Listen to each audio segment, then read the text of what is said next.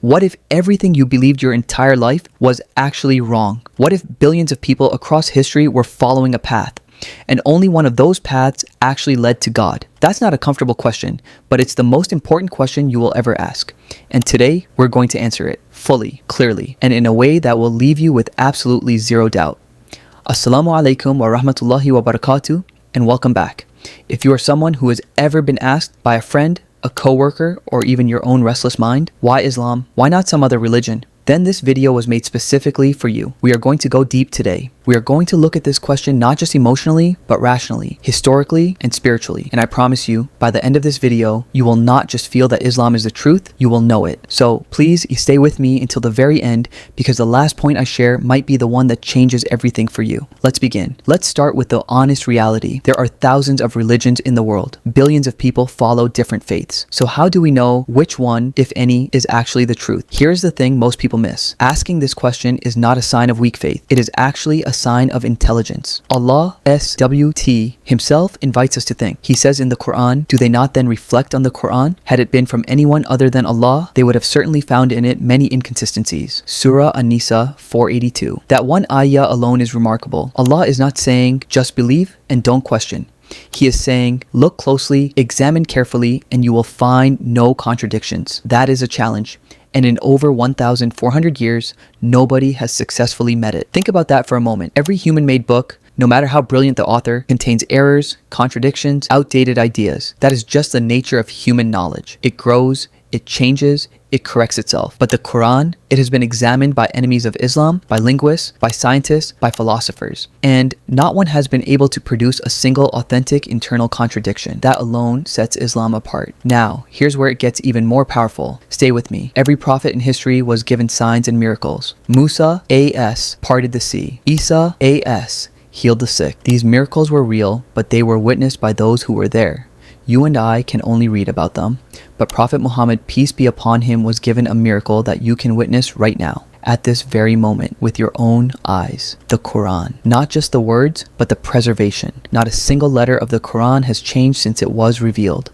It exists today exactly as it was recited 1,400 years ago, memorized by millions of people across every continent, every language, every generation.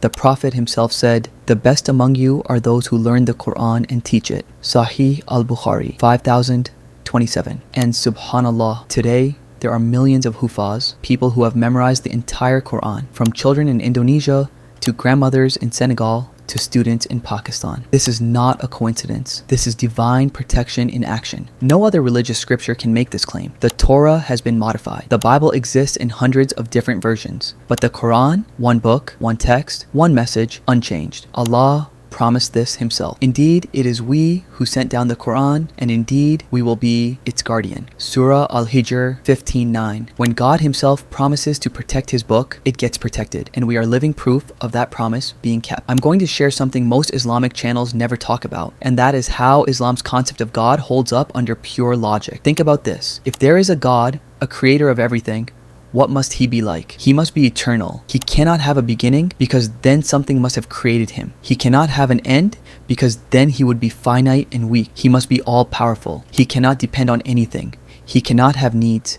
He cannot have partners, because if there were two equal gods, the universe would be in chaos. As the Quran says, had there been within the heavens and earth gods besides Allah, they both would have been ruined. Surah Al-Anbiya 21:22. That is pure logic wrapped in divine revelation. Islam gives us Tawheed, the absolute oneness of God. Not a trinity, not a pantheon, not a God who gets tired and rests, not a God who was born or who will die, just one, perfect, eternal, self-sufficient. The Prophet, peace be upon him, summarized this beautifully in a short surah that shook the poets and philosophers of Arabia. Say, He is Allah, the One, Allah, the eternal refuge. He neither begets nor is born, nor is there to him any equivalent. Surah Al-Ikhlas 112, 1-4. 4 sentences. And yet, scholars say this surah alone dismantles every false concept of God ever invented by human beings. Every single one. That is the beauty of Islamic theology. It is not complicated mythology, it is crystal clear truth. But wait, there is one more point that completely changed how I see this, and it is about the man who brought this message. Muhammad, peace be upon him, was born in 570 CE in the Arabian desert. He was an orphan. He could not read or write. He lived in a society of idol worshippers, tribal wars, and deep ignorance. And yet, in just 23 years, he transformed that same society into the most morally advanced civilization the world had ever seen. He abolished racism 1,400 years before the world even had that conversation. He gave women rights to inheritance, to divorce, to education, and at a time when women in Europe were considered property. He built a justice system, an economic system, and a spiritual system, all in one lifetime. The companion Anas ibn Malik, R.A., served the Prophet for 10 years. He narrated, the Prophet never said, "if" to me. He never said, "why did you do this?" or "why didn't you do that?" Sahih Muslim, 2309, an orphan who became the most influential human being in all of history. A man with no army when he started, no wealth, no political power, and yet within a century of his passing, his message had reached from Spain to China. Non-Muslim historian Michael Hart ranked him as the single most influential person in human history. Not because of weapons or wealth, but because of the truth he carried. No fabricated message survives like this. No invented religion reaches this far. The only explanation is that the source of this message was not human. Here's the final and perhaps most personal point. You were not born Christian. You were not born Hindu. You were not born an atheist. You were born with fitra, an innate natural disposition toward the truth, toward God, toward justice, toward mercy, toward meaning. The Prophet, peace be upon him, said, "Every child is born upon the fitra." Sahih al-Bukhari, 1385. This is why, when you hear the adhan for the first time, something moves in your chest. When you stand in prayer, something in you settles. When you recite Quran, something in you recognizes it, even before your mind can explain why. Islam does not introduce you to something foreign. Islam returns you to something you already knew, deep down, before the world told you otherwise. That is why converts to Islam so often say, "I did not feel like I converted. I felt like I came home." That feeling is real. That recognition is real, and it is the fitra responding to the truth. Mid-video after section 2. But wait, there's one more point that completely changed how I see this, and it involves a man born in a desert who could not read or write, and yet changed the entire world. Don't go anywhere. Mid-video before section 5.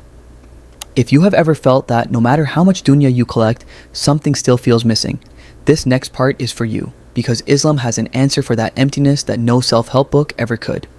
Before I close, can I ask you something small? If this video gave you even one moment of clarity, one moment where your heart said, "Yes, this is true," please don't keep that to yourself. Hit the like button. It genuinely helps this message reach more people who need it. Subscribe if you want more content like this. And most importantly, share this video with just one person. Maybe a friend who is doubting. Maybe a family member who has questions. Maybe someone you know who is searching for answers. You never know. One video, one moment, one spark can change a life.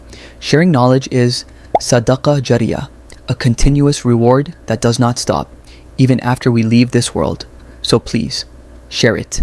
For the sake of Allah. Let us close with a dua. Allahumma arina al-haqqa haqqan warzuqna ittiba'ah wa arina al-batila batilan warzuqna ijtinabah.